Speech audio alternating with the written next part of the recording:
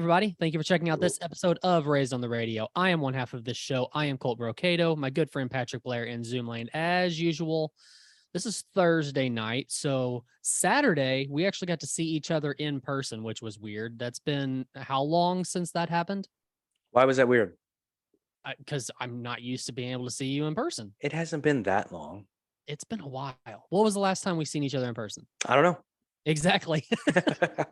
But I did have to comment. You always walk into a place with an entourage. It's never just you. Like when I know you're going to be at a place, I'm never just like, I'm always like, oh, Colt's coming. I can't wait till he gets here because I got to this place before you. Yeah. And of course you walk in 6 deep or whatever it is. I had to comment on it. I do that whenever I'm coming like up to like a show like that or something like that. For one, it's for support. The more tickets are bought, but for two, I'm just hanging with my people, you know, and it's normally the same people. Like anytime that you've seen that entourage, it's the same entourage all the time. From the woods. Yeah. Do they all live in the woods? No. Well, kinda. Yes. Kinda. That's a one of them transferred from the woods up there to St. Peter's. Does that count? No, I mean, fine. He started in the woods. It's civilization, I guess. Yeah. No, they're all good people. And you know, I like when you bring the entourage. I'm just saying. It's funny. You know, when I go out, I'm either by myself or with my wife, and typically there's no one else, you know. Yeah. But we also don't get out that much. So I was gonna say, yeah, you're a lot of times for you guys, it's kind of like last minute, right? Because of the whole babysitter situation and all that. It's just like not that it's last minute, but like it takes a long time to plan it out. And then it's a lot of times right at the last minute before you know if you're actually going to be able to do it or not. Yeah, no, we planned ahead for this because my wife did say, you know, we went to a concert. Our good friends in Inimical Drive had a concert. Yeah. And she wanted to go. She was like, I want to get out. I want to see people. I want to see people I know. I want to have fun. I want to party. I'm like, that's fine. Who's going to babysit? That's always, I'm like, babe, I want to go out every fucking night. Like, I want a Studio 54 it. I want to be like those parents during Studio 54 that lived in Manhattan and they left their kids there with a nanny every night and they partied till 6 a.m. They woke up at 8 a.m., went to work and then did it again. I want to do that, but we can't. Jesus. We don't have the person. Jesus, I would die. So like, no, we planned ahead. And you know, it was fun. We stayed out way later than we wanted to also. Like I haven't partied that late in a while, but it was fun. I had a good time. Can I just say this? And not many people are going to know what I'm talking about. There's a small percentage of people, but you know, so I'm going to tell you. I wasn't there for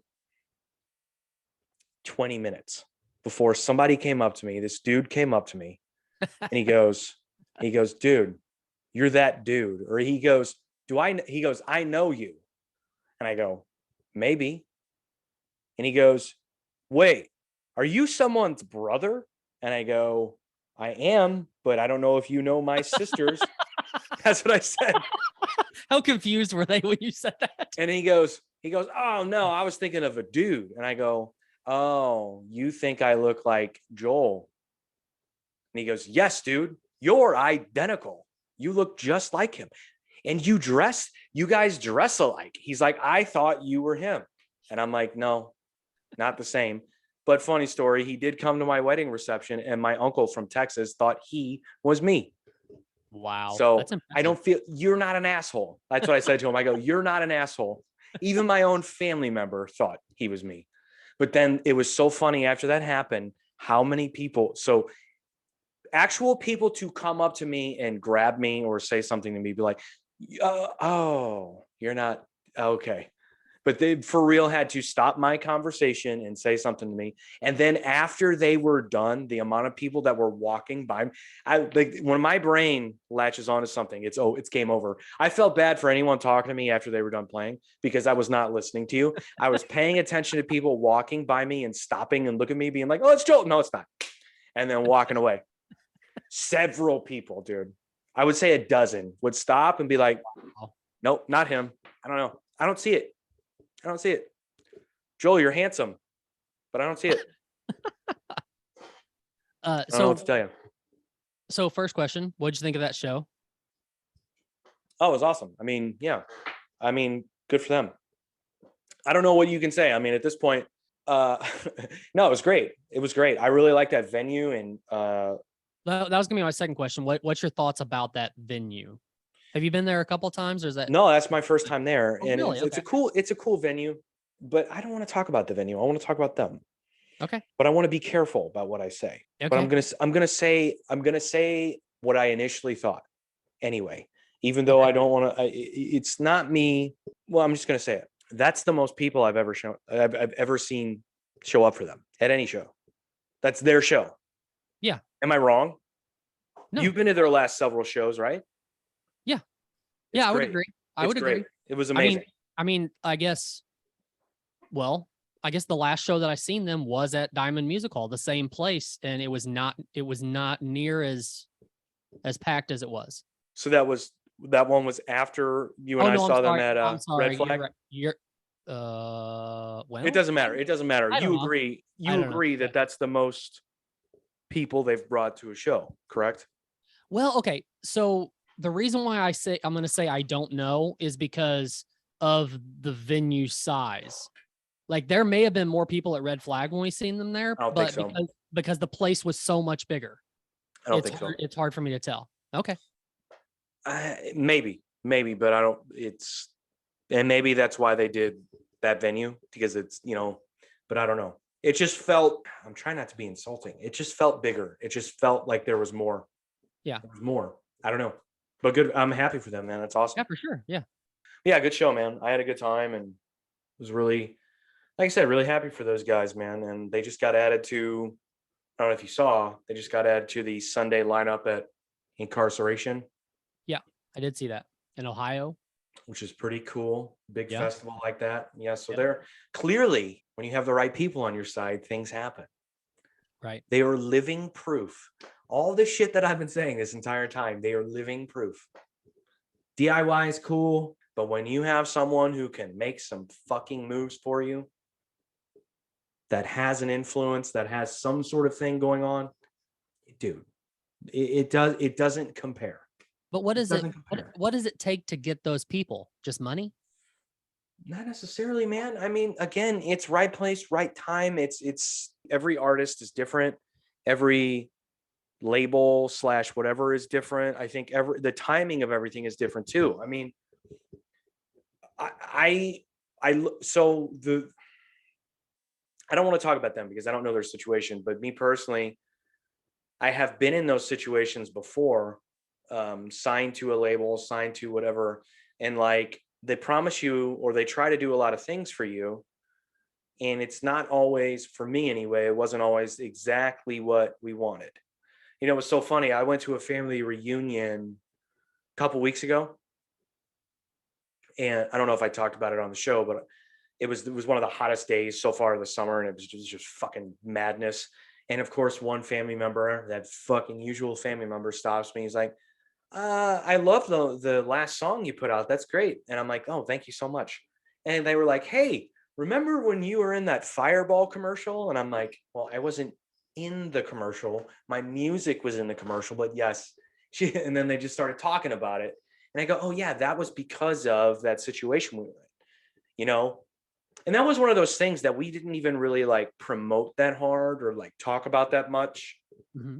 Because Fireball did all the talking, and they had their own social media channels and whatever, and influence, and they didn't really need us to promote to our 3,000 Instagram followers or whatever that was at the time. But to be honest with you, I wish I had known when it happened what sort of impact that had for us. Meaning, did we gain more followers? Did we get more Spotify listens? Did we, so on and so forth? I have no idea. Okay, and that was the kind of asshole that I was in that moment, where it was like, I could have just paid attention to that and really been able to gauge what's working and what's not, and gone back to these people and be like, hey, no, that's not working. Remember when I said I wanted to do this? Play festivals. That's what we want to do. Fuck commercials. I'll play at 9 a.m. at a festival. And I'm not saying that's what Inimical's doing. I'm just telling you what I would do. Yeah. And I've played at festivals before. And I've done them. I've played the parking lot at festivals. But when you put me in a position to be like, yeah, we're going to give you this, this, and this, what else would you like? And I say, the what else is this. Get the what else. The what else probably meant more to me than the first three things you said, right? Right. Was it cool to hear our song in a Fireball commercial? Sure. Was it cool to hear our song on a fucking Call of Duty promo thing? Sure. I didn't play in front of fucking 50,000 people at a festival. Right. So what the fuck are we even talking about? Right. So I knew about the Call of Duty thing. I did not know about the Fireball commercial. Yeah, man, to be honest with you, when my family members said it to me, I go, oh shit. Yeah, I forgot about that. And I was like, hey, if you can find that, because I did not want to do the research. I was like, if you can find that, send it to me. And they, sure enough, it took them 20 minutes. I was like, did you save this on your phone? How did you find that so quickly? That was fucking 4 years ago or whatever it was. I forgot about it. I think it goes without saying, and this is going to sound so Hoosierish, but do you know what it would mean to a band from like my neck of the woods to be in a Fireball commercial? That would be the definition of made it for a band. Yeah. I mean, that's good. I mean, well, look, dude, it's cool. Don't get me wrong. I'm not hating on the process.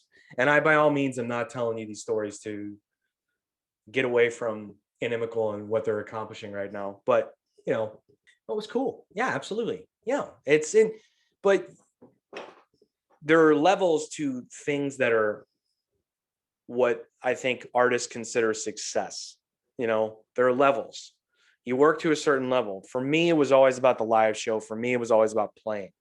And I'm infatuated and I adore music festivals. I always have. I've tried to go to as many as I can. I've tried to play as many as I can. So when I saw that Inimical was doing that, I was just like, fuck, man, that's it. That is, for me, that is it. Like if I was in that band, I would be, from now until the point that I play at that show, I would be telling everybody like, fucking this, you know, and I know people get sick of the promotion and all that shit, but guess what? It's 2022. That's what you do. Right. So I was super happy for them, man. So clearly something's working. I don't know. For sure.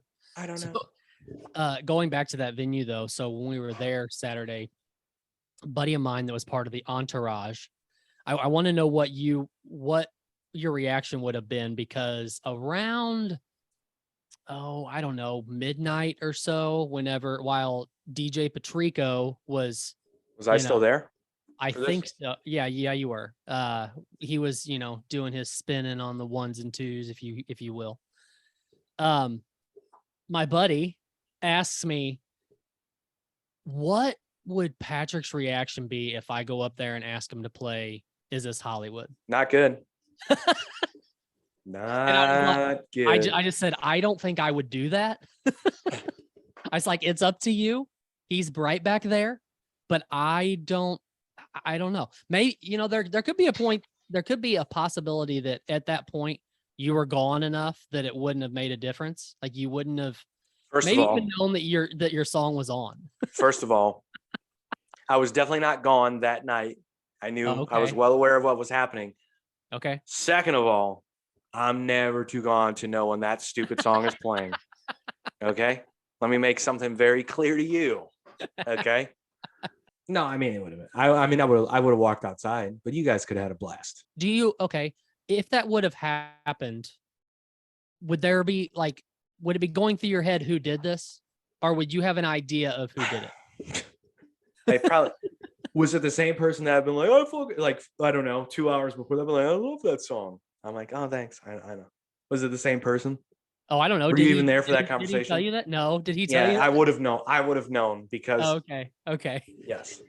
Unprovoked, someone told me they really love that song. Okay. Well, the funniest thing is I can picture it without you even doing it. I can picture the look on your face if it would have happened. There would have. Yeah, I mean, there would have been a look, and I would have just gone outside. Yeah. But I appreciate it. Yeah. I mean, I said something to my wife too. I go, can people just like a different song? I've put out thousands of songs since then. And she's like, babe, you don't understand. That was a moment in time for a lot of people. And you just have to accept the fact that that's what they're going to that they have part ownership in that moment, just like you do. I'm like, yeah, I get it, and I appreciate it. It's just, just you know. But no, I really do. I really do. What if somebody would have played Rocky Rocky? Would you have still walked outside? Oh, absolutely. Yeah. I don't hear any of my shit. No, I don't want to be there for that. Play it while I'm not there. No, I don't want to hear that. You, if somebody played it, you'd just be in the back room going, "I'm Joel. What are you talking about? I'm Joel. I'm Joel. Who's Rocky I'm Rocky? I don't give a fuck about this. I only care about Inimical Drive." Yeah. No, it was a good time though, man. I was glad we got to do it, and I'm glad I got to see everybody. And again, good for them. It's seriously, it's fucking rad. It's kind of crazy to see. We'll see what happens, and with that band and what else keeps. Again, they seem to have a momentum, and it's really a sight to see. And as much as we talk about music, and as much as we talk about, or I talk about my stories, and I would say to any young band out there, or any young artist, especially in rock, that is like not wondering what to do, but wondering how to feel and how to approach their craft, Inimical Drive would be the band that I would point to. Maybe like, you approach it like those fucking guys. Love it, do it, and do it often, and don't stop. That's it. Yeah, they've only been doing it for what, 20 years? I don't know if it matters though, dude. I know that's just what is interesting to me. Actually, we no. talk about I this know all it the doesn't time. matter. Let me correct myself. It doesn't matter. But go on. Sorry. No, I mean, we talk about that all the time when it comes to like length of time the bands have been together or anything like that. You also say a lot of times it's right place, right time. So it could be 20 years for a band, or it could be, the first year you're at it. It just depends on, like you said, right place, right time, right people seeing you, right people backing you, all that kind of stuff. It takes a lot. There's a lot. All of the all of the currents have to align, and they have to just crash into each other at the same time. And then there's that boom. There's that fucking thing that happens. It's hard to explain, but again, I would just say if they, for me, I mean, they influence me.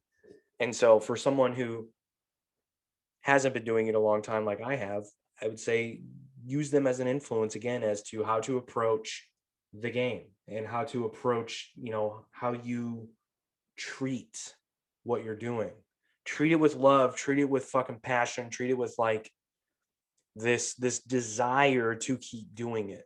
Mm-hmm. I think it makes a world of difference when you approach it that way. And it was funny. I was thinking about this, and it wasn't because of their show, but it was something else made me think about. I think the topic of me being self-loathing came up again with someone, and I can't remember. It was after the show. I do know that, but I can't remember who it was, because it was a brief conversation. And because I had just gone to that show, I thought about it. I'm like, I bet you no one in that band hates themselves as much as I do. And maybe it's a good thing for them. Why? I swear to God. That thought crossed my mind. Where did that thought come from? Why? I don't know. Because they just played a great show. There was a ton of people. They were happy. They were just living life, dude, Yeah. And maybe beforehand they did, but I'm just saying, it was the most recent thing I had done where I was around other people. So I just, in my brain, used it as this example. It's a little bit healthy to hate yourself also, but have that passion, have that drive, have that fucking desire to not stop. Like that feeling like when you stop, you go, damn it. Not I miss this, not no, I need to do this. Right? Everyone that plays and stops playing, eventually they're going to miss it. That's a normal feeling, I think. Yeah. But there has to be a need to do it. And I think that's so important with any art form, with anything, it doesn't have to just be music. That's not just music, whether it be sports or anything, Absolutely. That's why you see fighters retire for 5 years and come back. That's why you see. Is it? Well, all right. But dollar signs don't do that. Well, they'll say that they miss it, but either way, you know what I'm saying. Yeah. You'll see an actor go 10 years without being in a film. And then 10 years later, they'll be in some indie that will get like this critical acclaim. And then shortly after that, they're in a fucking superhero movie. Yeah. It happens. So that's what I'm saying. Latch on to that. That's an important thing. But yeah, good times. So we have some questions apparently. Yeah, and actually one of them is music related, but the topic of bands taking down a song and re-releasing a song. Have you heard this story about Lizzo yet? I know you probably could not care less about Lizzo, but she put out a song called Girls, which is like Grrrls is how she spelled it, which I hate that already. Girls. But anyway, she used the word spaz in the song, meaning like don't be a spaz kind of thing. However, she got ripped on online for it because they're saying that spaz. Hang on, I brought up. No way. Yeah, I know. No way. I agree with you. Hang on, let's see. Fans told Lizzo a word in her song was offensive. She has changed the lyrics. Let's see. Listen to this. So the song says, "I'm a spaz. I'm about to knock somebody out." So this person says they slammed the artist on Twitter for using the term, which she said is a slur derived from spastic dysplasia, a form of cerebral palsy that involves muscle stiffness. And says, your new song makes me pretty angry, which this person has cerebral palsy. Let's see. So anyways, based off of that, she made a tweet and said, it's been brought to my attention that there is a harmful word in my new song, Girls. Let me make one thing clear. I never want to promote derogatory language. As a fat Black woman in America, I've had many hurtful words used against me. So I understand the power words can have. And blah, blah, blah, blah, blah. So that's her. She apologized and she took it down and took that word out and reposted it. What did she replace that word with? I don't know if she replaced the word or if she took that sentence out. Let's see. So here's the thing. If it's played on the radio and it's not bleeped out, then it's protected. You don't have to apologize for anything. Was that song on the radio? I assume it was. I don't know about it being, but dude, what are we doing? I know, I get it. But there are instances I know, just one off the top of my head that apparently I think they recorded or they just bleeped the word out for the actual the album, but like Paramore, they took out the word whore in one of the songs. I'm pretty sure that's what it was. But I know that there's several instances of things like this happening where when the album was actually put out, they either put a blank spot there where a word was supposed to be, or they revised it or something like that. Like Black Eyed Peas, the song "Let's Get It Started" started out as "Let's," which I didn't want to say that word, but I'm glad you said it. I'll say it. I don't give a shit. But that one I think is a little more like I understand a little better. Like, why would you even try to put that song out in the first place? But still, I don't know. This is a little crazy to me. Here's the thing. So the problem that I have with this is the fact that we all share as human beings, especially Americans in the United States, we all share the commonality of language. Okay. And if we speak the language, we understand context. Now, whether we like the context or not does not matter. We understand where it's coming from. So for instance, that Black Eyed Peas song, they were using a slang term, meaning when we say let's get retarded, it means let's get stupid, meaning let's get crazy, let's throw a party. Right. Everyone at the time knew what that meant. They weren't trying to be derogatory. They weren't trying to disparage a group of people of any sort. However, that's a really early instance of this too, by the way. I'm glad you brought that up. That was a long time ago. When did that song come out? I actually have somewhere around my house, I have that album with the actual song on it. The show just took a turn. Using the actual word.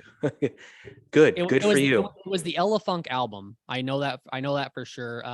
It had quite a few hits on it though. It even had the one with Justin Timberlake. Did it have the song with Jacoby? Yes, it did. That's a good song. Yeah. That's a good song. I remember when that song came out. What is that song?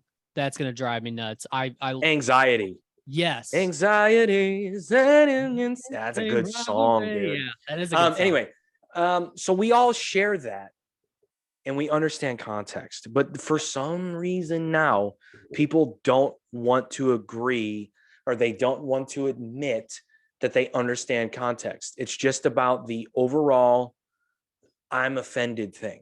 Right. I was going to say, it's just that I'm choosing to be offended about this.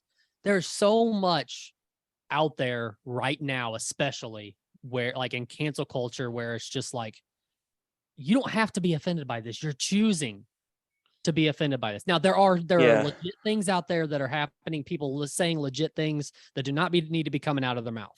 I get that. However, there are things that should not be as big as they are, but people are choosing to be offended. And then other people who want to be offended start jumping on that bandwagon. I mean, we can't say spaz anymore. And who says spaz anymore? I don't know. And I don't understand how it That's comes like from the that term. 70s. Yeah. I think it's kind of corny that she even had that in a song. Well, I mean, For real. yeah. That's cornball shit. Who says that anymore? I don't know, man. That's nuts. Yeah. Yeah. I mean, whatever. Do what you do. You know, she's Lizzo. She's got to remain on the good side of. This is the same girl that wore like assless, like basically her ass out at a Lakers game, right? And she's worried about people being worried about her saying spaz. Right. Like, what's more powerful? The fact that you stand behind your lyrics or the fact that you stand behind your body image at a Lakers game? Right. Like, to me, that says you're more concerned with being a celebrity and approved as a celebrity than as an actual artist. That's what that tells me. That's weird. That you're going to stand more behind your body image than your actual art that you get paid to do. Right. I guess she gets paid for her body image too in some ways, but yeah. I don't know, dude. Well, that's her thing, right? Is that she is an overweight woman, and that's like what she wants people to embrace. That's And I'm all for that. I'm all for that. But we need to at some point be like, being overweight is kind of unhealthy. Yeah. Yes, everyone's beautiful, fine. Right. But at some point you need to get healthy. Are you and I agree on this, correct? Yeah. There's a difference between being able to be happy with being overweight, but also knowing that it's not the healthiest thing in the world to be overweight. No, it's not. It's terrible. It Yeah. is the number one. It's the number one killer. Yeah. I mean, what are we even doing? Right. Obesity related illnesses are the number one killer of people in this country. Yeah. So why, like, come on. We don't have to go down that fucking. That's a rabbit hole you and I don't want to go down. Trust me, we're two white males, straight white males. Well, We'll get canceled so quick. I mean, good for Lizzo. I did not see this story. I'm glad you brought it to my attention. That's nuts. Let me tell you a quick story. I'm listening. I was at the grocery store earlier, and I thought I was going to have to confront a Karen. Here's why. So the grocery store by my house, actually several by my house, they employ teenagers with special needs. Now, what they all are, have, whatever, however you want to say it, I don't know. But they were clearly special needs in some way. Okay. Which is fine, good. And I remember my wife saying there's some sort of program, and I think in the county we live in that they do this. I don't know. Again, look it up. I don't give a shit. But anyway, so I'm in line and I hear a loud noise, and it's the girl, special needs, who is bagging a woman's groceries, who is clearly a Karen. Okay. And here's why. So the lady asks for paper bags. Okay. Normal request, no big deal. Even someone with special needs, you have two options. You pick one. Which one did they say? Right. I'm not trying to be insulting. Now, the girl bagging the groceries goes, "Oh, you have a bag of ice and it's going to get wet. Maybe I should put it in a plastic bag." I swear to God, that's how she said it. I heard it word for word. She said, oh, but you have a bag of ice. Maybe I should put it, not I'm going to put it. Maybe I should put it in a plastic bag. And the lady's response was, no, I said paper. Okay. Now, kind of a bitchy response to the 16-year-old bagging your groceries. So the lady who is scanning the items, who's clearly older and clearly not special needs, she goes, ma'am, she said you have a bag of ice, and if you put it in a paper bag, the bag's going to get wet. Exactly. Would you like the bag of ice just by itself, or we can put it in a plastic bag for you? Again, I swear to God, that's how calm she was. I swear to God, that's how she said it. And the lady goes, I told both of you I want it in a paper bag. So now everyone behind me, and there's only like 3 people behind me, but myself and everyone behind me hears this. And they're all like, God, Jesus Christ, really? You know? And we're all like, do we have to film a Karen? Not going to be me, but I know the people behind me were going to. But you know, she would also be the one that if they put it in that paper bag and she gets out close to her car and the bottom of the bag rips out and hits the ground, she's going to go back in there and complain about it. She's coming back in, and she's got her phone out. Exactly. Right? Yep. So I felt, and the only reason I'm bringing this story up is I felt so bad for the girl. She's a teenager. She's just trying to be helpful. And oh, by the way, she has enough sense to go, hey, that's not a good idea. Do you want me to fix this for you? Type thing. Yeah. I felt so bad for her, but I don't know where I stand. We should be able to say spaz. That's my point. Maybe she had cerebral palsy. I don't know. I don't know what she had. My point is, you feel bad about people, but you also want to be able to say sometimes what you want to say. Where do you draw the line? What do you do? Well, if you're Lizzo and you have millions of dollars potentially on the line, I guess you just go ahead and apologize. But is that right? Or should we really be like spaz? But dude, like she didn't. You say if there's millions of dollars on the line, do you really think there is? Like, do you think there's enough of an army of people behind down the road? Sure. You think so? You don't think down the road it goes away? Well, let's be honest. She's never going to get canceled. We've already established that. Cancel culture does not apply to musical artists, to comedians, to people who perform some sort of art. Cancel culture is meant for a large group of people who are trying to be manipulated into changing the way they live, right? That's what cancel culture really is. And you can Google it, bitches. That's the definition of cancel culture. Trust me. Yeah. Now, I understand that people, they say a bad thing or they say what some people are offended by and they think they're getting canceled. And I feel bad for them. I really do. If it's not a cancelable offense, and it's going to take a lot for me to want to cancel you or whatever, or be behind the army of people that want to. So like for her, yeah, potentially there are millions of dollars at stake because she has to be a specific person who pleases a specific group of people, meaning not only her fans, but her potential fans. So she has to be on point all the time. Right. I'm not saying it's right. I'm not saying it's wrong, but that's the world we live in now. Yeah. And I think she's at she's at a more fragile state in this than say like a stand-up comedian or an actual hip hop artist, because let's be honest, she's not hip hop. She's a pop artist. Pop artists are supposed to be these bubblegummy, we play you on top 40. We can have you in to talk to Ryan Seacrest type people who can clean it up at the drop of a hat, right? She is that way. Now, what do you want? Which one? Then I guess that would be my question to her. Which one do you want to be? Do you want to be this rebel who shows her ass at the Lakers game and doesn't feel like she should have to apologize for it? And oh, by the way, I'm going to use the word spaz and not apologize for it. Or do you want to be the people pleaser who, when she shows her ass, goes, I have a positive body image. And I'm sorry I said spaz. Let me go ahead and change that. So you don't know if the actual word was changed on the record. You're just thinking they bleep it out now. That's not on her. That's on like what actually changed. This says in a statement posted to all her social media platforms, Lizzo apologized and announced that she has changed the lyric. So she changed it on her own. They didn't just bleep it out. Whoa. That's crazy. That's crazy for spaz. Yeah. Can I tell you, it was the highlight of my life when I heard my song on the radio and a word was censored? Yeah, you have told me that. Like I jizzed in my pants. It was the coolest thing. And I didn't even say a curse word. Yeah. Didn't even say a curse word, but the word had to be, in this instance, for the context of what I was saying in the song, it had to be bleeped out. And I was so happy. It's like, oh my God, I was censored. Not only was I on the radio, but I was censored on the radio. It's like my childhood dream come true. For real. I mean, I grew up listening to this guy. So wait, you said this is what I wanted on your shirt, but so it wasn't a cuss word, you said?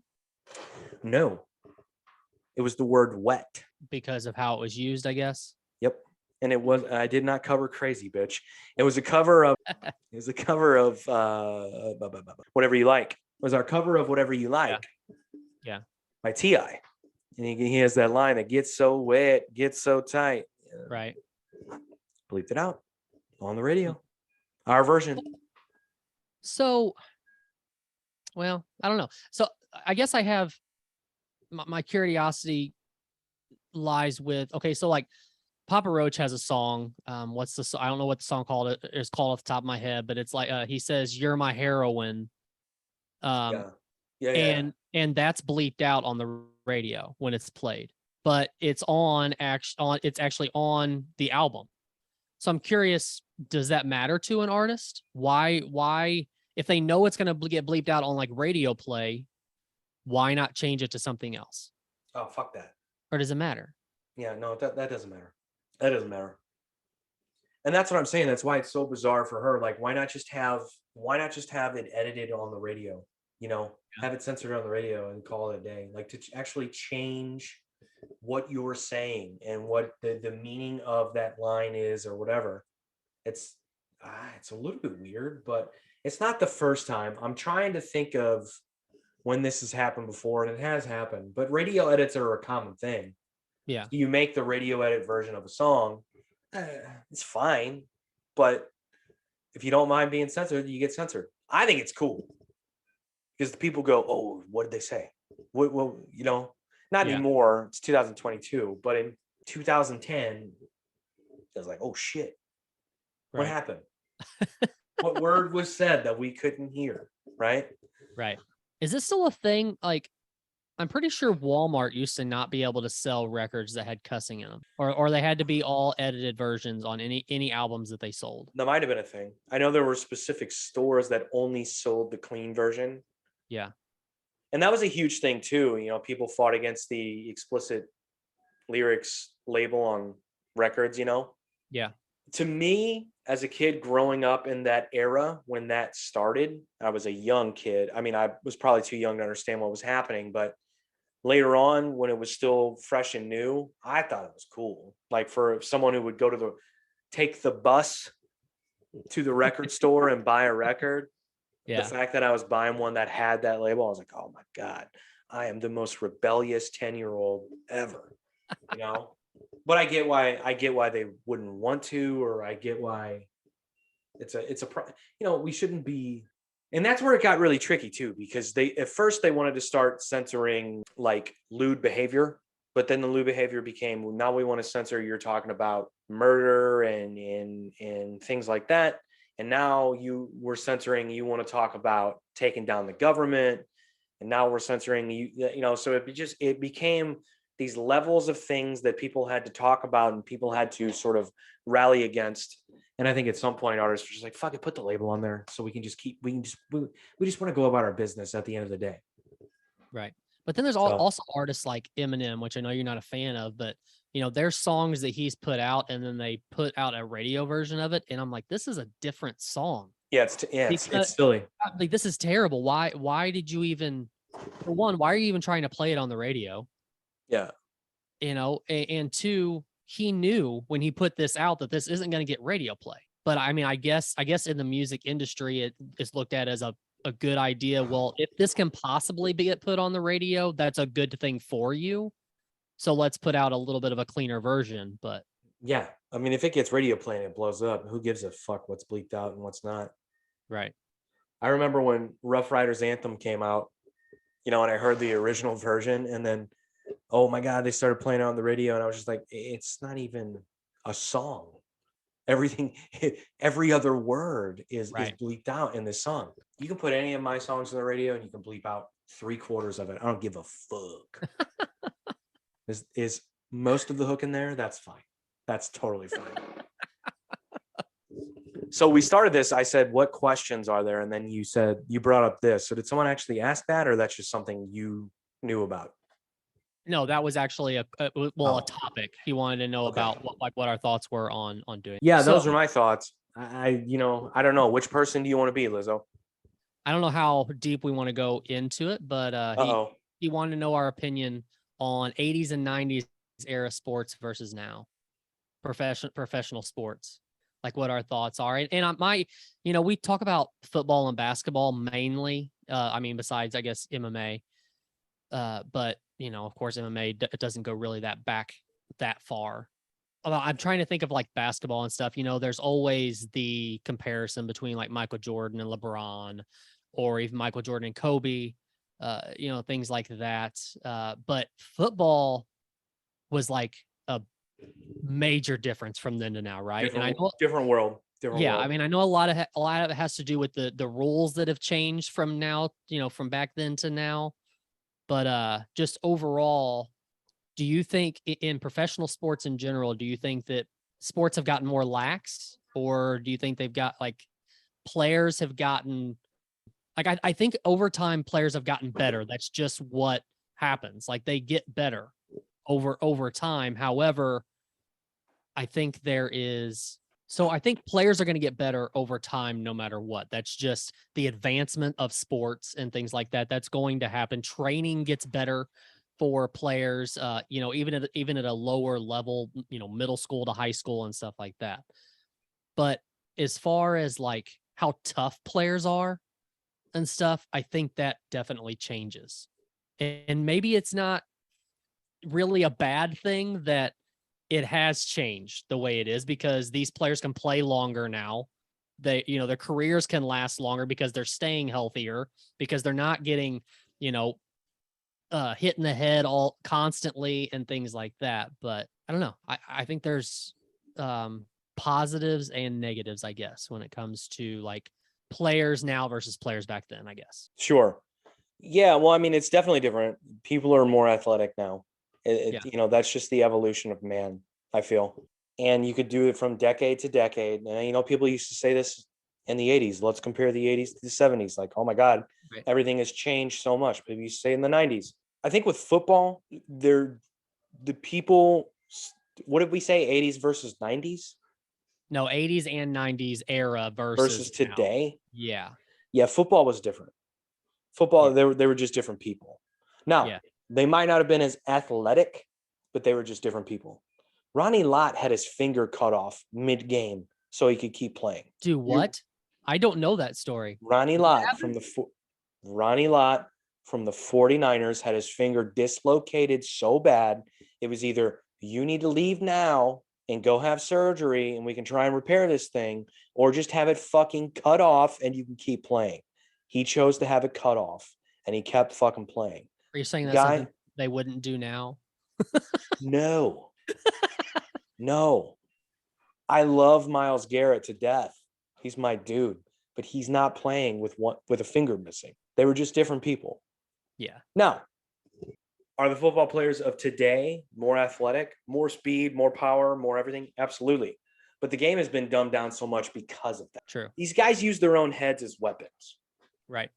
Not only that, forget their head. They use their whole body as weapons. Yeah.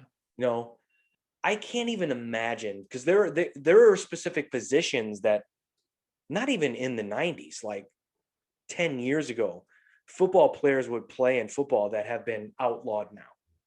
I don't remember what it's called, but there was a guy who would play special teams. It has a specific name and it has escaped me, but he would play special teams and he would basically go break up the wall of people that are trying to rush your receiving special teams player. Brendan Schaub, who we might talk about later, played this position in college. It's basically the guy who gets the shit kicked out of him.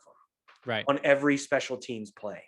They don't even allow that anymore. You're not that there's that position does not exist. God Wow. damn it. What's it called? It's going to drive me nuts. Sure. Anyway, so like the NFL definitely has changed for sure. It's a softer game. And I'm not saying that to be insulting. It just is. They protect the players more. You know, the quarterback gets flicked. There's a penalty call. Yeah. I understand why you want to protect that guy. He's typically your franchise player.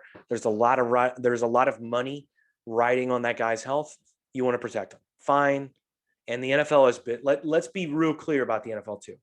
It is big fucking business. Oh yeah. Absolutely. And it's more about the business than it is about the sport and pleasing the fans. Let's not get it twisted. Right. The NBA has changed. And while I'm going to call it softer, that doesn't concern me as much as how the game has changed with how everyone plays offensively. Meaning, in the NBA now, there is no such thing as a bad shot. Okay.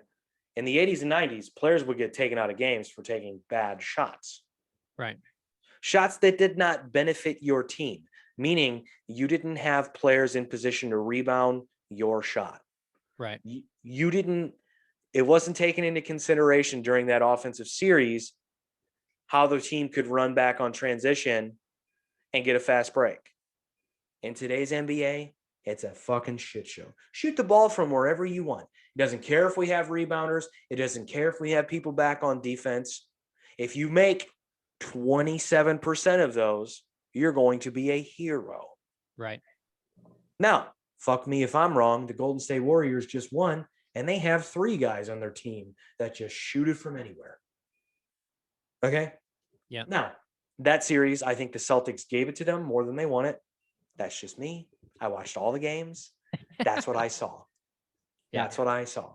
The Celtics were the better team. They had more talent. They have better players. They have better defense. They gave it away. That's just me. So I don't like that area. I don't like that era. I don't like this era of the NBA because of that. I still watch. I love the NBA. I love basketball. Yeah. But it's impacting college too. College players are playing the same type of. Yeah. When I was a kid, not on any universe would a 7-footer dare shoot a 3. Ever. Right. Didn't matter how wide open they were. It didn't matter what the score of the game was. It didn't matter what quarter the game was in. Never. It's a regular thing. It is a regular thing now. Right. Do you think I'm not saying it's bad. I'm just saying it's just not what I grew up watching, you know? Do you think this is going to get worse in college now that they can actually make money? What do you mean? Like the whole everything that we're talking about, like players, like you said, it's trickling down into college. As far as I'm not going to say like not playing as hard, but like you said, you know, not. Oh, they phone it in. Yeah, I mean, Yeah. do you think it's going to continue to get worse now that college players can make money? Absolutely. Even I don't though know they about it in basketball, but I wouldn't be surprised if some guys phone it in basketball. Yeah. You know, if you make the tournament, you play hard, you try to win, but let's be honest. If you're a one and done player and you go to Kentucky, are you really trying to set the world on fire in the NCAA tournament? Well, I mean, there's always the goal from college basketball, though, right? It's titles and NBA, right? I mean, that's like the 2 major goals that you can have if you are a college basketball player. But what's your At incentive to least play one. hard? What's your incentive to play hard in the postseason in college basketball if you've already been considered the consensus number 1 overall pick in the NBA draft Right. 4 months ago? Right. So if you don't win the national title and you lose in the first round, your draft stock doesn't go down. And you know this because people are saying it. Then why the fuck would you play hard and risk getting hurt and risk millions of dollars? It's why you see NFL players not playing in bowl games. Right. Which, as a person who likes money and makes his money to feed his family, I understand. But as a person who also loves his teams and has been a part of a team before, if I was that guy's teammate, I would go, hey, shithead, you want to win or not? Because I got to play. I'm not getting drafted this year. Right. I got to fucking play. And with you in the game, not only do we have a better chance of winning, but I have a better chance of looking good. Right. Think about like, and I think that's what people kind of overlook is like, yeah, that guy not playing doesn't just impact him. And forget about the overall team, right? But think about the people who play. If you're a running back and you sit the game out, everybody on offense now is impacted by your absence. Now Right. the game plan changes. Right. And there could be a million different reasons why the guy running behind you doesn't look as good. Now, the guy running behind you could look better because he's getting more touches and he could have a blowout game. But also, that could be a guy who only gets the ball on third down when you're within the when you're in the red zone. We're not getting in the red zone as much because you're not fucking playing. So I'm not getting as many touches, right? Right. And then that's just one scenario out of you watch football. I mean, how many could there be? Right. And that's only specific to some teams who are run heavy. You could be a team who has a great quarterback and you're pass heavy and it doesn't matter. But I think I sent you that video of Draymond Green talking about comparing himself to players in the 90s and 80s and about how people who called out those players were just bullied players. Essentially, he was saying they were pussies. And I want to make something very clear. I am not a Draymond Green fan. I think he's a moron, and I really can't stand when these analysts get on TV and talk about how intelligent he is, and he's a thinker out on the court, but yet he kicks people in the balls when he jumps in the air. What an intelligent person he must be. Right. The people he's comparing himself to in the 80s and 90s, who were the bad boy Pistons, for instance, or the New York Knicks from the 90s, Charles Oakley, Anthony Mason, those guys, they blatantly kicked the shit out of you. Yeah. They weren't on some sneaky shit. They didn't jump in the air trying to grab a rebound and do the splits in the air and, oh, by the way, nick you in the fucking ball sack. They elbowed you in the ball sack and stared you in the face when they did it. And I'm going, and I know we've talked about this before, but I'm going back to in The Last Dance when they're talking about when they're playing the Pistons. Like the goal was if your feet left the floor, your ass hit the ground. Draymond Green doesn't do that. He's on some sneaky shit. No. He'll fall into your knee after your shot, like he did to Jaylen Brown in the finals this year. That was some cheap shot shit. That was some Bush League shit. Even LeBron James, he's been the biggest name in the NBA for how many years now? And there's countless videos of him faking a foul or faking getting elbowed in the nose or something along those lines, like hardcore faking where he's jumping back or he's falling on the ground or something.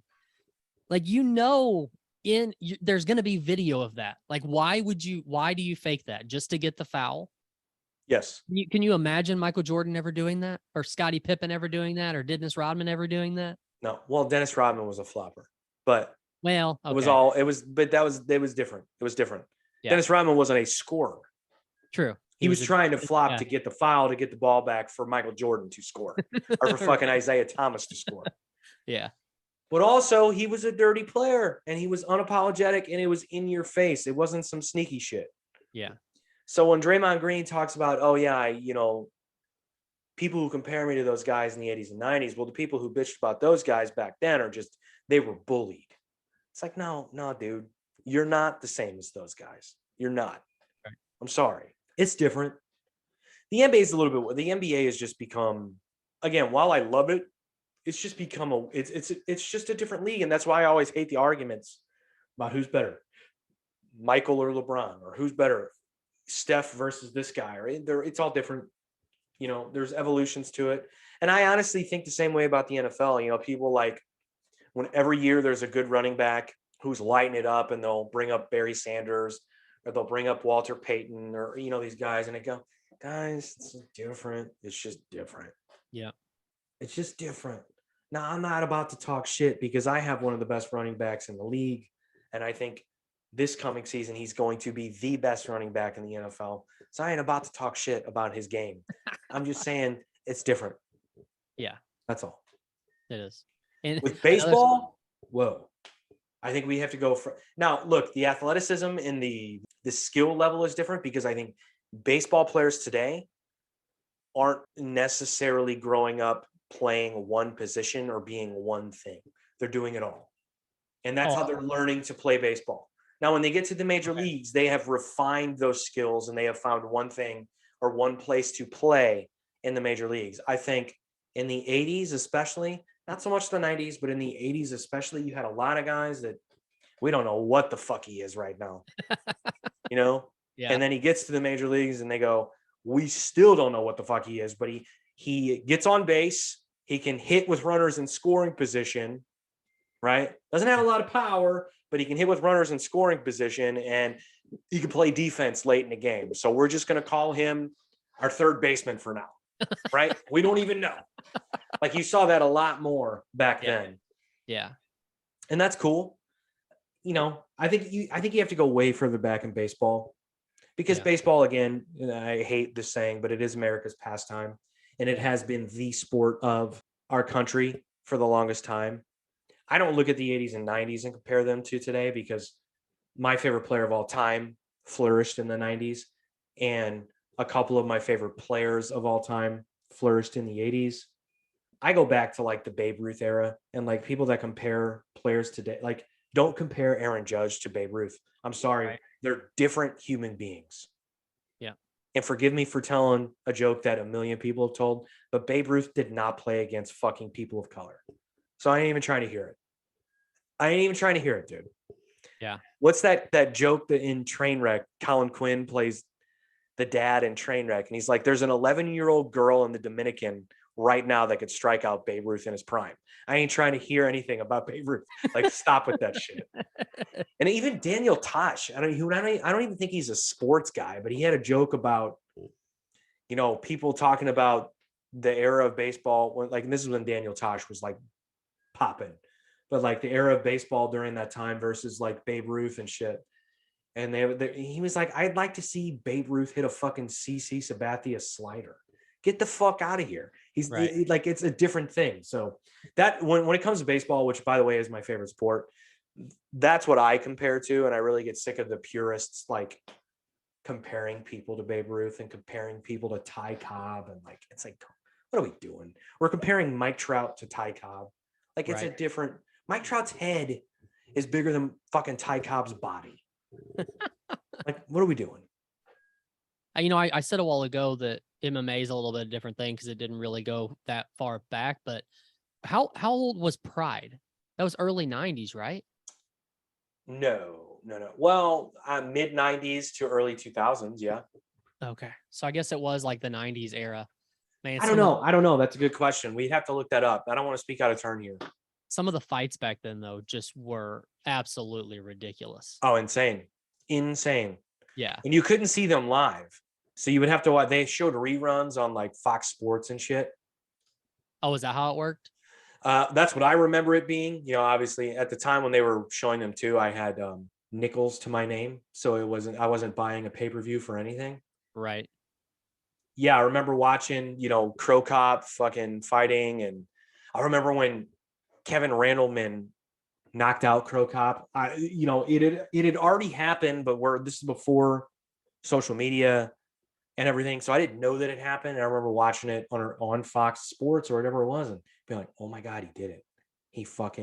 I went to a wrestling camp and Kevin Randleman was there. So he had a special place in my heart, but Yeah. 97, it looks like. Yeah. 97 was the first event. Okay. So late 90s. And I remember the last few events being like 2005, 2006, something like that. Like Chuck Liddell went over there and shit. Right. But yeah. So yeah, good question by Joe. It really just depends on the sport. But I know what he's asking. Are people softer today? Yes. Absolutely. I think also when you're comparing players from the 80s and 90s to today, you know, I think we talked about this before when The Last Dance came out. Like, could you imagine if Michael Jordan have grown up in the social media era, meaning constantly under scrutiny by fans and it's just out there in the public, right? Yeah. That's what LeBron had to grow up in and play through his entire career. And I think it's what separates them the most. Not so much skill, not so much achievements, but LeBron had to be this guy. And I think it's what really impacted the mental aspect of his game. He's made some incredibly dumb mistakes in the media because he felt like he had to be this guy. Now, look, it's paid off. I mean, the dude is a billionaire and he does so much for his community and he's doing all these things. And it's why he wanted to go to LA, because he knows in LA, he's going to be able to influence people with deep pockets who can make a change for things that he cares about. Good for him, right? Mm-hmm. But that's the era he grew up in. So it just had me thinking, you know, tonight's the NBA draft. Right. And there's a kid who's going to get drafted probably second, maybe first. His name is Chet Holmgren. He went to the Gonzaga. That kid has been a viral superstar since he was 12 years old. Because Players of who basketball? played, yeah. Okay. Yeah. I said the NBA draft, bro. No, I mean, I didn't know if you meant he was a viral sensation because of how good he was at basketball or for some other reason. He's been all over the internet since he was 12 years old because he's a freak of nature. Right now, I think he's 7'2". I mean, the dude was fucking Jesus. 6'10" when he was a freshman in high school or whatever. Yeah, but he has handles. He can shoot. He runs the floor like a little guy.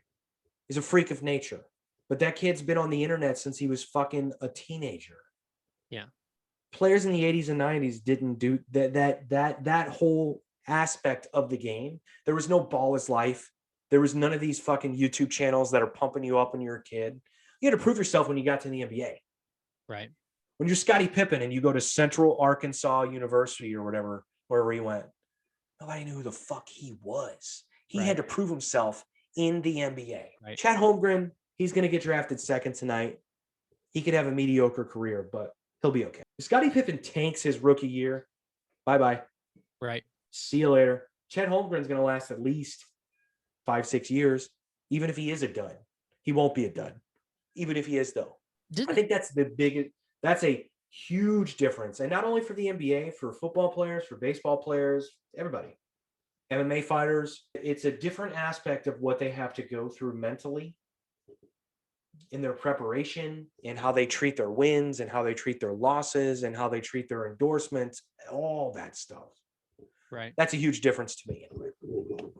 Yeah, I was just thinking about the NBA draft and thinking about that kid. I mean, I've been watching that kid on YouTube for the last, he's 19, so probably 5 years.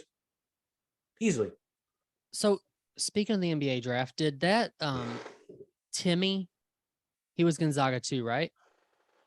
You know what I'm talking about? He had like Drew Timmy. Yeah. Timmy, yeah. Wasn't he going to do the NBA draft and then decided to stay another year? Am I right with that? I thought he was a senior. Was he a senior last year? Why do I think I've seen that? No, you might be right. But good if he did stay, good for him. It's probably the best move. Yeah. Or I might be wrong. He may be in the draft tonight. I don't know. Nope, he's still at Gonzaga. I think that's what happened then. I think he was going to go into the draft and then decided to stay another year. Yep.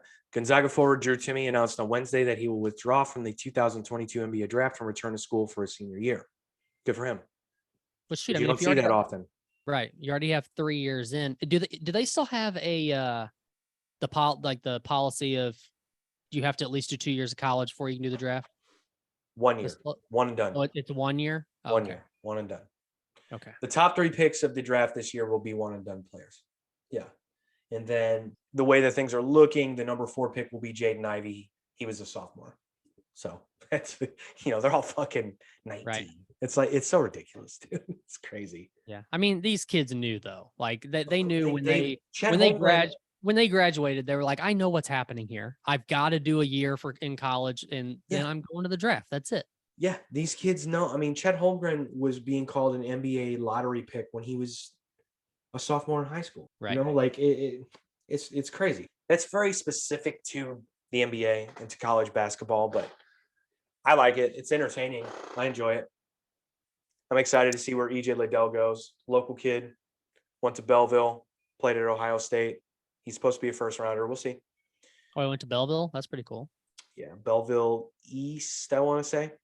But so that's not St. Louis, but it is. Right. Poo power will be able to fuel the planet. What does that mean? And I didn't know what that meant. So he maybe he didn't say fuel the planet. Maybe he said heat the planet.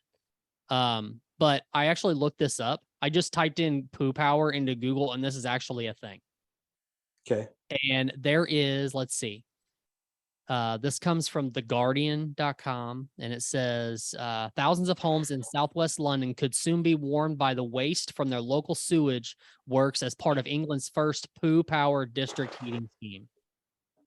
Thames Water hopes to harness the heat of human waste from its treatment plant in Kingston upon Thames to warm more than 2,000 new homes that form part of a regeneration plan for the borough's Cambridge Road estate. Have you ever heard of that being a No. thing? What's this guy's name? Who's that? The guy that asked the question? Yeah. Bill Edberg. Hey, Bill, if you want to know if poo has power, come to my house in between the hours of 7 a.m. and 1 p.m. You'll find out. Because I got plenty of it. See how warm the bathroom is. Yep. I didn't know that was actually a thing. I thought he was joking at first. So then I just Googled it and I was like, holy crap, this is actually a thing somehow. Of course, in England. And when you try to type in poo power into Google, there are so many weird things that it takes you to. I can only imagine. I can only imagine. And so many weird questions that people ask. Where's that formula at?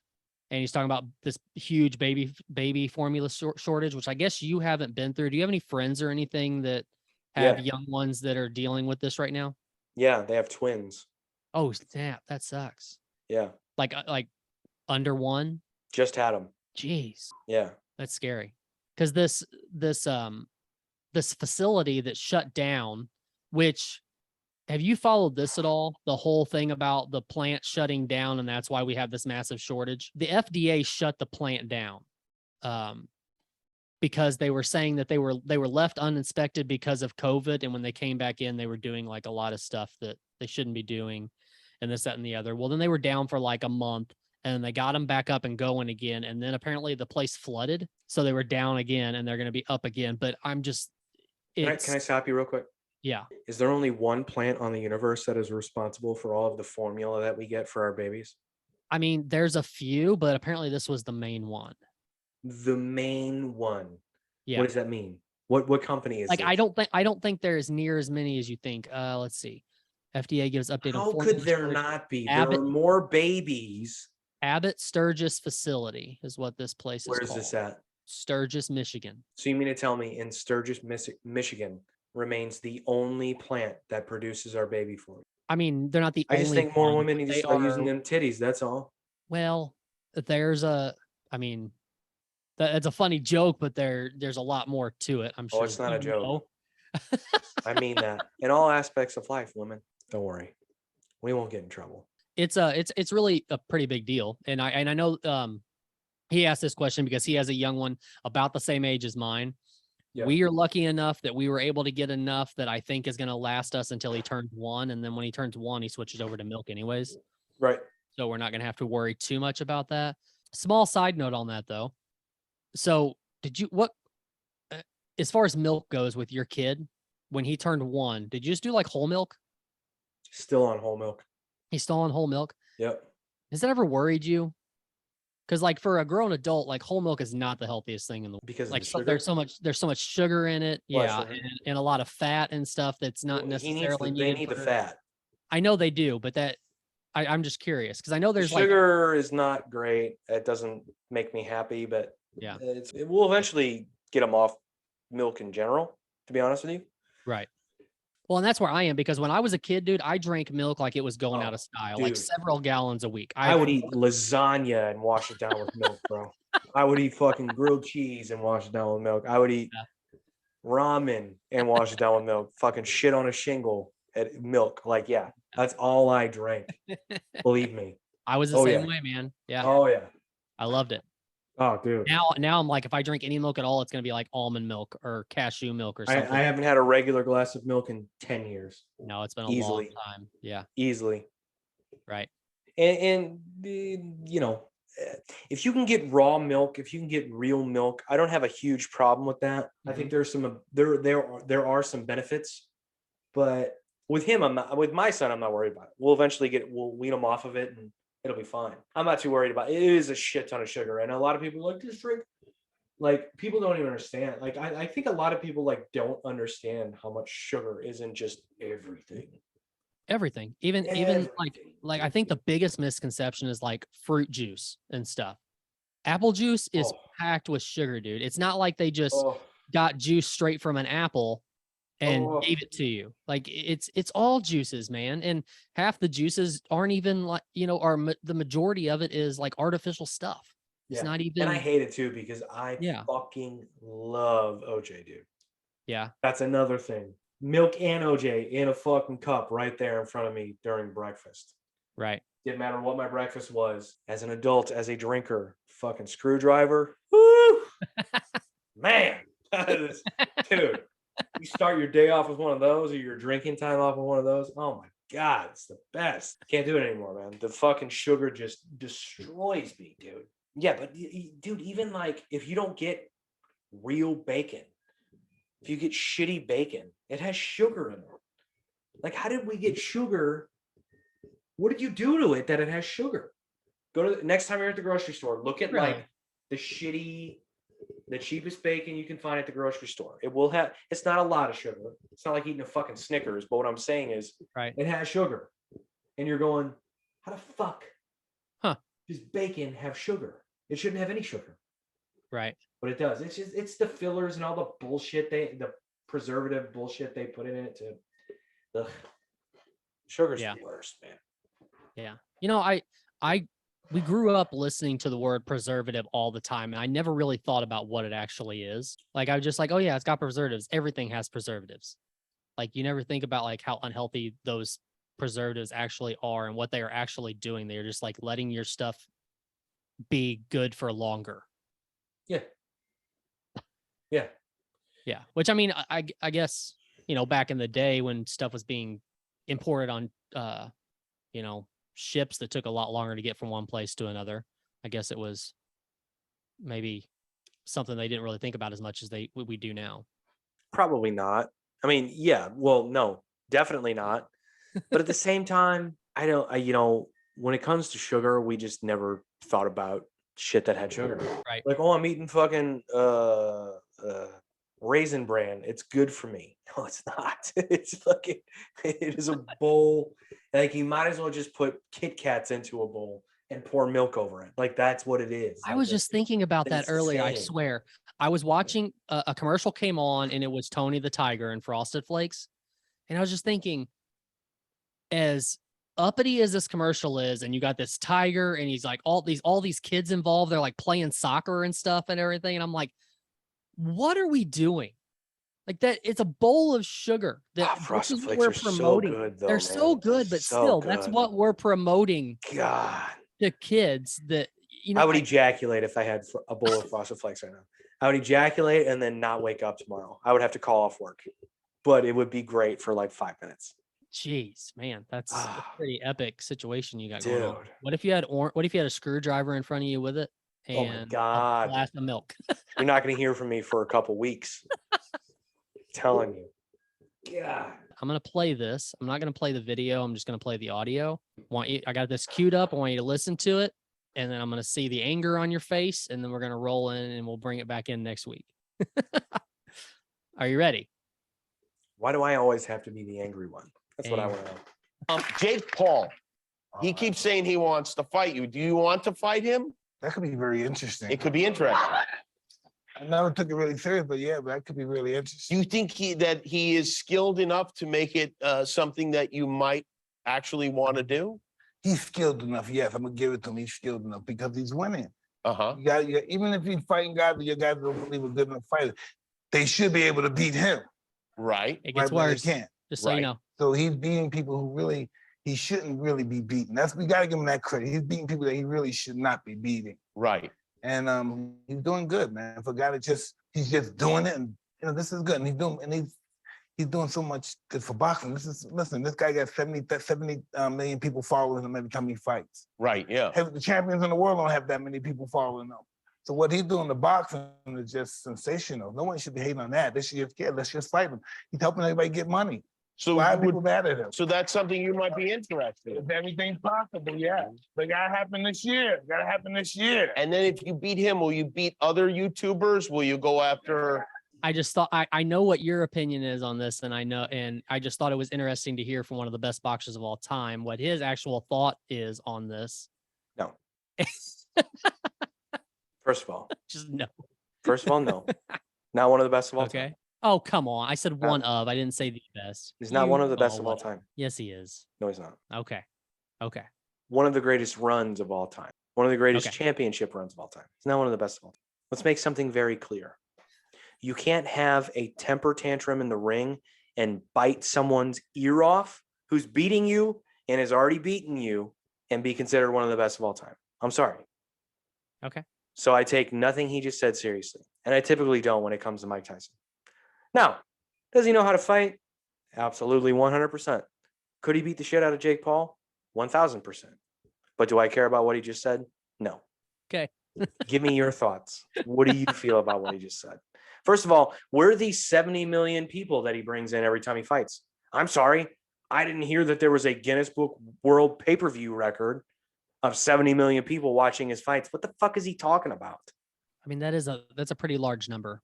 No, it's That an insane number, and he hasn't come close. but it's all but it's What the fuck is he also talking about? but it isn't it also like pay-per-views that he is on. It doesn't necessarily mean that he's the one that's bringing in viewership. He's definitely not. But have you noticed that the pay-per-view numbers, and you can Google this to fact check me if you want, the pay-per-view numbers of his fights have not been released. You know, it's like after a big boxing event and after a UFC event, about a couple of days later, they announce, all right, here's what the pay-per-view numbers were. Right. If you want to look up Conor McGregor's pay-per-view numbers, you can do it. If you want to look up John Jones's pay-per-view numbers, you can do it. If you want to look up Floyd Mayweather's pay-per-view numbers, you can do it. Manny Pacquiao, Roy Jones, Evander Holyfield, Terrence Crawford, Errol Spence, all these guys, you can do it. But for some reason, those numbers don't come out. They just talk about all the money he makes. Just blanket statements about this guy just makes so much money.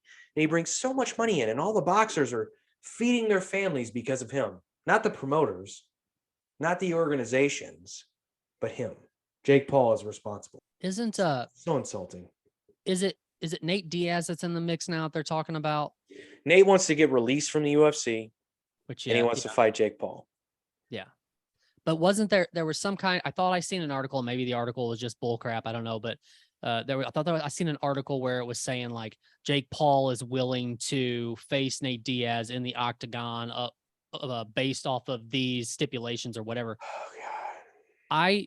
I absolutely hate the fact that anybody thinks that a boxer can step into an MMA octagon. First of all, not a boxer, but go on. Well, you know what I mean. It is a He's different not a animal. boxer. It is a different animal, but that is always like the comparison, right? Even when you go back to like Conor McGregor versus Mayweather, it's always like, well, we've seen Conor against Mayweather in a boxing match. Now I would like to see them in the cage. It's completely different. It is outstandingly different from one to the other. Agreed. I don't And- know. and- I don't and even know you- how and we're you- still even talking about this. Right. And I mean, Yeah. you take a boxer who trains boxing. They train boxing. MMA trains everything. Like instantly the boxer's going to be taken to the ground and their face is going to be beaten into a pulp. No. And I love how people say that and they think that's going to be the case. Boxing versus MMA boxing is completely different. That's true. If you put Jake Paul in the octagon with Tyron Woodley, that fight goes way differently. And I hate using Tyron Woodley as the example because he's an older guy. He's out of his prime. But I really don't. The fundamental problem with all of this is that we're calling this dude a boxer. He's not a boxer. He's a recreational athlete who has a YouTube following and a social media following and can garner attention that way. He's not a real athlete. He's not. Okay, so they just set up a fight with Fury, right? Yep. That apparently that's official. That's actually happening in August. Second time. We'll see what happens. It's in August. Yeah. So if Paul somehow wins, Okay. I know you don't want me to say that, but if he somehow wins, does that make him credible? Great. Keep fighting boxers with But does that make- records in but- boxing. No, does that's that- great. Does that make him credible? Does that make him Credible to do what? To be able to fucking change the sport and be the voice of the sport? No. Keep fucking winning, dickbag. You haven't fought any real boxers yet. But Fine. if he wins, do you consider him a boxer now? Sure. That's fine. That's fine. Oh man.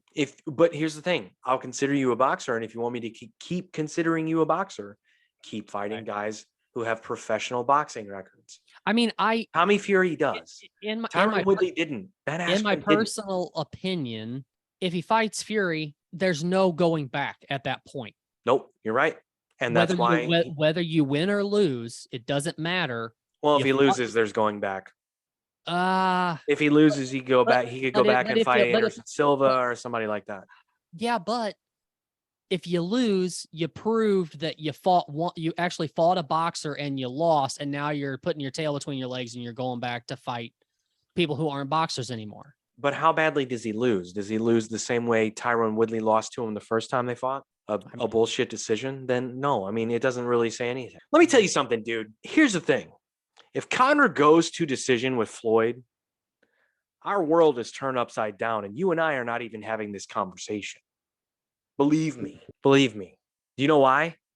No. Because we would have been having the conversation 3 years ago. Because there would have been a lot of guys who been like, oh, I can box now. Fuck it. Believe me.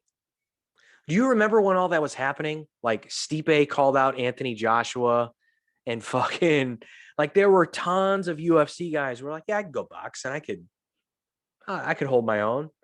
And we all had to go, whoa, guys.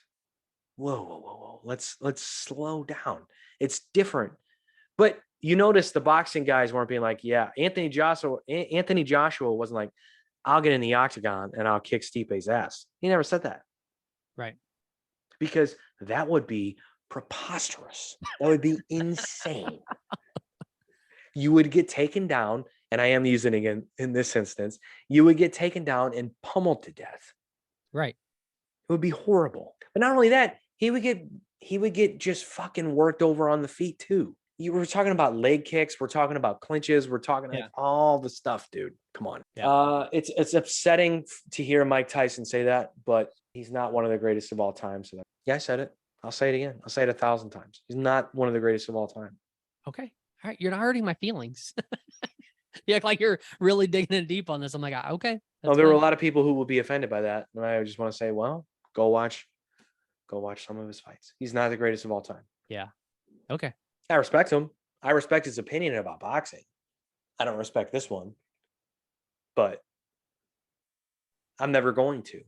Look, if Jake Paul beats Tommy Fury and then goes on a run where he has fights against fighters who have an actual boxing record and he beats those guys, then great. That's how you win over a boxing fan. I'm not a YouTube fan. I'm not a fucking celebrity fan. I am a YouTube fan when it comes to music, but I don't care about your fucking shock value as a YouTube personality or whatever the fuck he calls himself. I don't give a fuck. I'm a boxing fan. Does it surprise you at all that his first actual boxer that he faces is going to be as big of a name as Fury? Now, when you say that, you understand why Fury has a big name, though, right? Is it a stepbrother? He's like a half brother or something, but Half-brother? also he is huge on social media because he was on a reality show, Oh, okay. like a dating show or something like that. Okay. Yeah, he has a professional record, but like I said, beat him. That's fine. You do that. I'm not gonna fucking call you the next fucking Alexander Usyk. I don't even know what weight. I think he's a cruiserweight, technically, Jake Paul. But like, no, you're not. What do you? You're not the next Evander Holyfield, bro. Keep winning. You got a long way to go. Like, how committed is he to training? Like, I don't follow him on social media, but does he post videos of himself like training all the time and like getting it in and like really putting in the work? Because I don't think he does. Because if he did, wouldn't he be in shape year round like most boxers are? I mean, if you don't follow him, how do you know that he's not? Because whenever I see him post a video to the lead up to a fight, he's puffy and he doesn't look that in that great of shape. Oh. So it's like, for me, it's like he does what he does to get in shape for the fights. And oh, by the way, it came up in something I was doing, maybe on YouTube. I rewatched that knockout of Tyron Woodley again, like 5 times again. Bullshit. Call him bullshit. That is the slowest, most telegraphed right hand in the history of boxing. I don't care what people want to tell me, like, oh, you Tyron like a minute earlier with a body shot, and that's why Tyron's hands are down. That's fine. That is the slow. Watch it in real time, and tell me that's not the most telegraphed fucking right hand you've ever seen. Can't believe you're I've been looking at the clock. 11 minutes you've had me talking about this fucking goon. I can't I gotta believe go. I can't believe you just said that Tyron Woodley took the fall. Let's just say this. There was an agreement. The agreement was, I'm going to hit you with a shot. You're going to go down. And then you're going to go on vacation for a very long You're time. going to go on vacation for And that's 16, why we have, for 16 years. that's And why your we kids, haven't, your kids are going to go to college. Okay. and that's why we haven't heard the name Tyron Woodley in quite a while. Yeah. What do you mean in a while? Since the fight. Yeah, true. He's still in the Caribbean somewhere or wherever the fuck. Rewatch that. Watch the knockout. Okay, I will. It's ridiculous. It's not real. Oh, what about Askren? Was Ben Askren, was that real? God, no. Ben called his wife right before he walks into the fucking ring and he goes, honey, the check cleared? Good. All right. I'll see you in 15 minutes. That was that. Making some bold statements, sir. No, real. Bold. Correct bold. statements. Accurate statements. Fucking. Let's go back and get some action.